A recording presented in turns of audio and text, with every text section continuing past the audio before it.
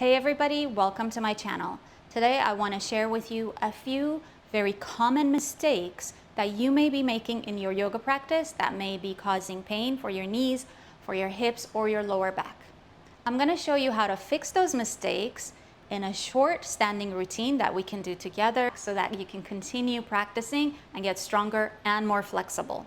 When you're ready, let's go. Let's start with Tadasana or mountain pose. Basic standing posture. Often when we are just learning to stand up straight, or we're told to stand up straight, we end up pressing the lower back lumbar forward, so the lower back shortens and you can see the abdomen kind of protrudes. And if I stay here too long, I'm definitely going to feel pressure, pain in my lower back. So instead, I have to shift the weight back into my heels. To do that, just slightly lift your toes up, press the heels, then relax your toes back down. As the front of the thighs push back, take the back of your pelvis down and lift the front pelvis up. So the lower back is long and the abdomen naturally engages, the core is engaged, and then extend the arms right by your sides. Moving to Warrior II.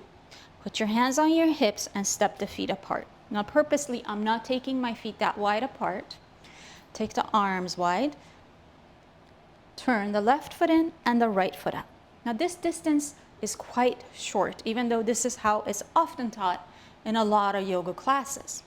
It's fine if you hardly hold the pose or you don't repeat it very often, but if you do, you'll notice how much my knee is going beyond my ankle.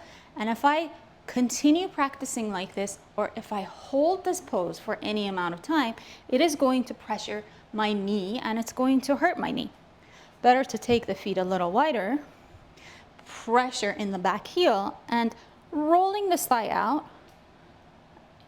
Stop when your knee is over the ankle. That way you get that flexibility in your thigh, in your hamstring, and you're not putting any pressure on your knee. Coming back up, turn the feet forward, doing the other side. Track the knee over the ankle, because for a lot of us, that knee tends to drop forward because the inner thighs or the hamstrings may be tight. So you just go up and down.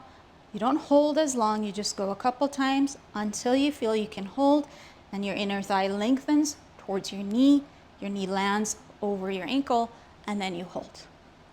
Over time, you can widen your feet a little bit more and bend your leg completely. So now you're getting strength, you're getting flexibility, and you're taking care of your knees. See if you can hold that for a moment. Come up, turn the feet forward, and try the other side. So learning to take the feet wider apart is actually quite good for your knees and your hips. And come back, turn the feet forward, and walk your feet together. Standing up in Tadasana. Weight in the heels, thighs back, sides of the torso long, and looking straight ahead. Let's move into Warrior I.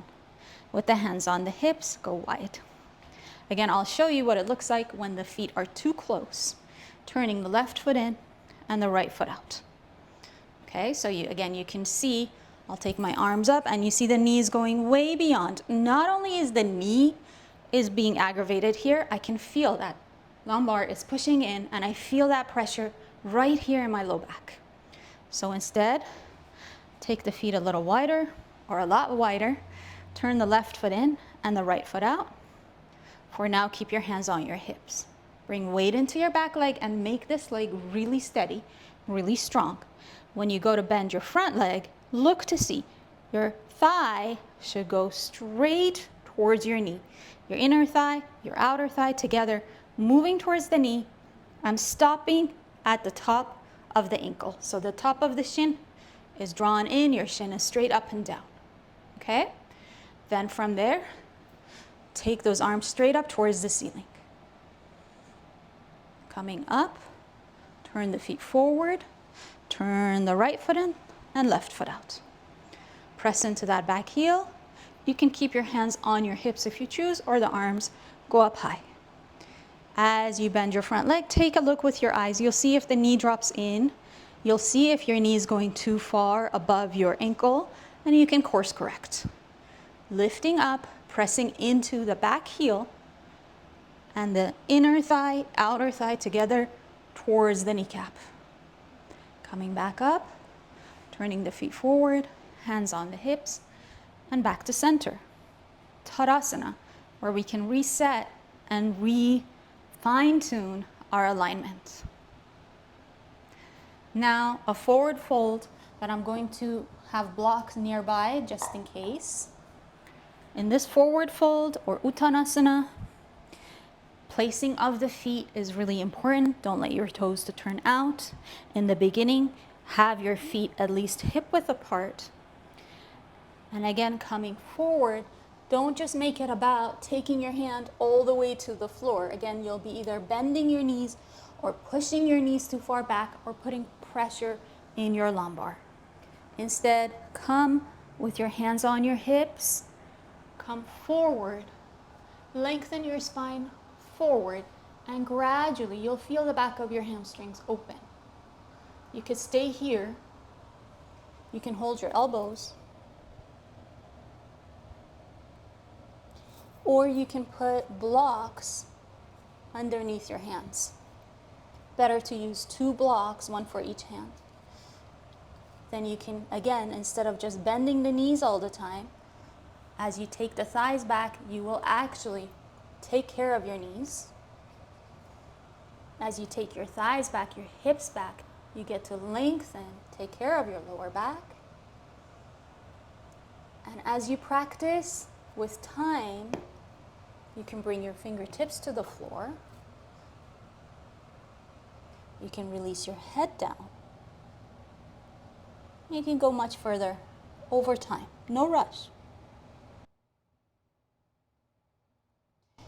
To come out, it helps to put the hands on the hips. Push the chest forward. Inhale and come to standing. So that was a few tips in standing poses, or really Iyengar Yoga alignment points that help us to take care of our joints, our knees especially, our hips, and our lower back. That way you can practice for a long time and get stronger and more flexible. I hope you enjoyed this practice. If you have any questions, comment below, and I'll see you next time. Namaste.